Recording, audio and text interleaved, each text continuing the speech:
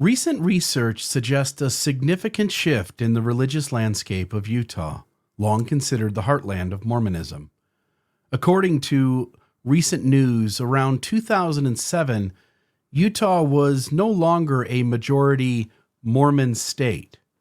The ramifications of this shift are felt not only in the religious landscape, but also in the political arena, where the Church of Jesus Christ of Latter-day Saints has historically held considerable sway and influence since the mid-1800s. Even today, with less than 50% of the population being LDS, Latter-day Saints are overrepresented in Utah's legislature, holding 9 of every 10 seats. But things are beginning to change. Recent attempts by the LDS Church to influence state policies highlight the changing dynamics. An example was a 2018 bill aimed at creating a two-party state in regards to recordings and surveillance. Such a bill would have prevented the recording of bishop interviews or recording an apostle or a member of the First Presidency without their knowledge, such as at a local fireside, for example. The church had pushed for politicians under its influence to create the bill, but public uproar was such that it ultimately failed.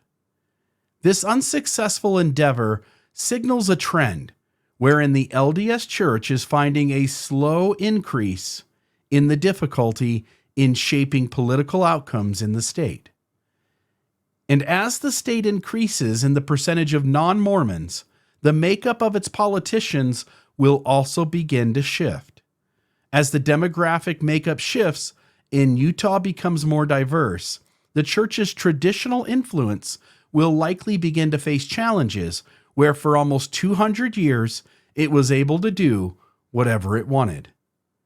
If such attempts at legislative changes become harder for the LDS Church, the once strong political alignment between the church and its loyal politicians may weaken. The Church of Jesus Christ of Latter-day Saints will likely need to soften its treatment of non-Mormons and ex-Mormons, or risk becoming a faith that has created a growing segment of the state who have a bad taste in their mouth about the state's religion. A state with growing never-Mormons and ex-Mormons who view the faith's unethical actions and dishonest behaviors as a problem they won't tolerate.